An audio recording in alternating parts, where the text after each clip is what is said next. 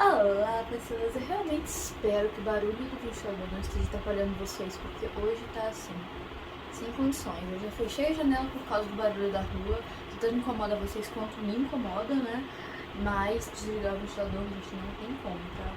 Tá insustentável o negócio aqui. Hoje estamos aqui para falar de O Labirinto do Fauno, por isso que eu voltei a ser princesa gótica. Eu me sinto muito princesa com essa blusinha, para essas mangas e coisas, enfim, chique e fina.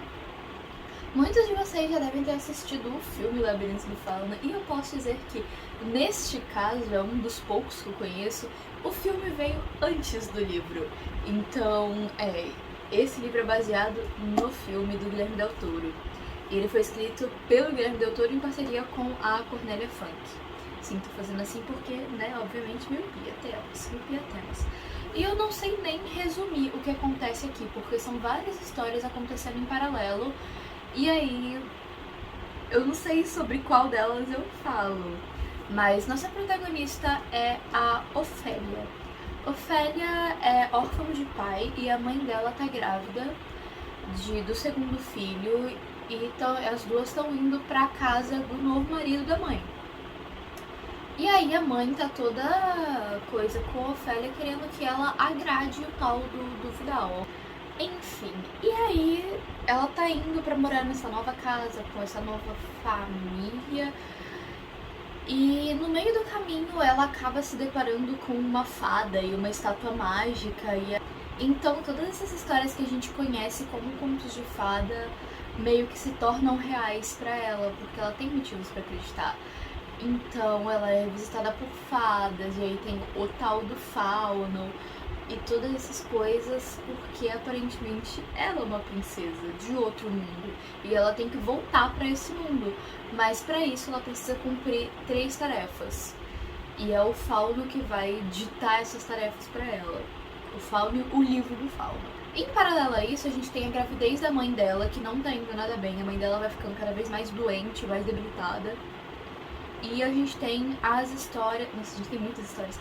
Tem a história do lobo, que é o tal do padrasto dela, o Capitão Vital. E ele tá... A história se passa na época do fascismo espanhol.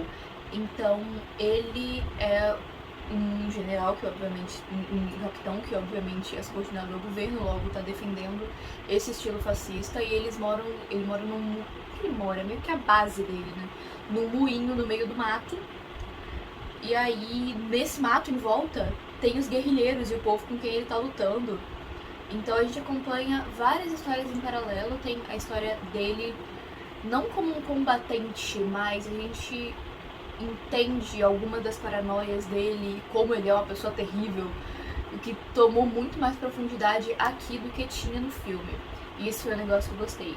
A gente também tem mais cenas aqui dos guerrilheiros, né, a revolução, que foram muito legais de acompanhar. E o maior plus que tem nesse livro, além de ele ser belíssimo, inclusive se você quer ver essa edição por dentro, eu mostrei ela num vídeo quando eu comprei, então tá aqui no card agora pra você ir lá assistir. E o grande acréscimo dela a esse universo são alguns contos, histórias bem curtinhas que a Cornélia colocou, explicando sobre o moinho, explicando sobre o rio que tem perto do moinho e voltando coisas, sabe?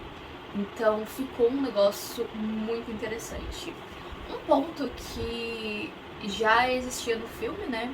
Eu não sei muito o que é spoiler ou não desse livro, porque já tem o filme, mas eu não sei exatamente de quando é o filme pra saber se já passou o tempo suficiente de ser spoiler, sabe? Mas enfim, uma das tarefas que a Ofélia, tem que completar tem o Homem Pálido, que é aquela figura feíssima que tem os olhos na palma da mão. Então, essa figura é derivada... Quer dizer, eu acho que o Guilherme Del Toro se inspirou no folclore japonês. E o nome dele no folclore asiático, deixa eu ver aqui que eu anotei, é Tanome, que é um senhor que tem os olhos nas mãos. Então, achei uma referência interessante pra trazer pra vocês. E em uma outra tarefa, a Ofélia meio que enfrenta um sapo gigante, que é bem que é bem frequente nos folclores celtas a presença de sapos, né? Até como montaria, se eu não me engano, é no celta, que as fadinhas montam os sapos e é isso. Inclusive a gente vê isso em Príncipe Cruel. Outra coisa que eu achei genial, que eu não sei se é derivada de alguma mitologia ou se foi um negócio que o próprio Guilherme Del Toro pensou, é que as fadas mudam de forma. E eu achei isso muito massa, porque é muito mais fácil você se esconder se você mudar de forma. Agora, vamos passar para personagens, a começar pela Ofélia, que é a nossa protagonista. Então, ela é uma garota muito corajosa, espirituosa, e o que acontece é que ela tá num lugar horrível, cercada de gente horrível, principalmente o tal do lobo. E aí, qualquer coisa que ajude ela a escapar daquilo, ela aceita, e é por isso que ela aceita a proposta do Fauno, de cumprir as 3 missões para voltar pro reino dela. É esse desespero inicial, sabe, que é o motor da história, porque ela tava numa situação de que ela é completamente refém aos adultos em volta dela, principalmente a mãe dela, e não tinha o que ela pudesse fazer, e ali surgiu a oportunidade de sair e ter uma vida um pouco melhor. Ela é uma criança, então sim, ela comete erros e tudo, mas não é uma das representações mais infantil de criança que eu já vi, digamos assim. Ainda é uma boa representação. Ela é um pouco dramática, mas eu acredito que isso é um pouco culpa da situação inteira que ela tá inserida, então não tinha muito como ser de outro jeito. Mas a mãe dela tinha. Eu não sei vocês, mas eu gosto bastante de ver conteúdo sobre maternidade, mas é maternidade atual, sabe? As chamadas mães Nutellas, que buscam validar os sentimentos dos seus filhos, que buscam entender o que eles estão passando ao invés de só recriminar, até pensando no futuro, né, de construir uma relação de confiança e todas essas coisas. E a mãe da Ofélia não faz nada disso. A mãe da Ofélia quer que a menina siga as ordens dela e foda-se, porque quem obedece não tá pensando, quem obedece tá só cumprindo alguma coisa, independente do que você acha sobre aquilo que você faz. Então a mãe da Ofélia me irritou muito em vários momentos, principalmente em não acreditar na Ofélia, nas coisas que ela via, nas coisas que ela sentia. E assim, passei raiva. Como eu disse, a Cornélia também aprofundou um pouco mais o Vital, e eu achei muito interessante, porque eu gosto muito de conhecer a perspectiva do vilão, sabe? E saber o que aconteceu antes pra ele se tornar aquela pessoa. Não que isso vai me fazer gostar dele necessariamente, como nesse caso eu continuei não gostando, mas principalmente sabendo que ele queria fazer coisas parecidas com o filho dele, né? Mas eu sempre acho interessante a gente conhecer os dois lados da história. Então aqui a gente tem um pouquinho de backstory sobre o pai dele, a relação que ele tinha com o pai, e o relógio, e coisas que ele diz que são mentira, mas na verdade são verdade, e como é a relação dele com os soldados e tal, e isso foi bem interessante de conhecer. Gostei muito também da Mercedes desde o começo, de como ela se aproxima da Ofélia. Eu simplesmente chamo ela de Amélia, gente. Da Ofélia e cuida dela, né? O máximo que ela pode, querer levar a Ofélia junto e todas essas coisas. Então, sim, muito legal, gostei bastante. 5 estrelas, sim, dei 5 estrelas para esse livrinho. Ainda tô meio em dúvida se do favoritado ou não, porque como eu já conhecia a história inteira, fica menos emocionante, sabe? Porque eu já sabia o que ia acontecer. Então, isso, sabe, dá uma estragadinha na experiência, né? Talvez se eu tivesse lido sem conhecer nada da história, teria sido um favoritado. Mas, por enquanto, estamos só no 5 estrelas. Se esse livro ficar na minha cabeça, ele vai pro favoritado. Sabe, quando passa um tempo você fica pensando no livro e revivendo partes do livro. Então, se isso acontecer, ele vai pro favoritado, porque eu acabei ele tipo 2 dias e tô aqui gravando, então ainda não posso dizer com certeza.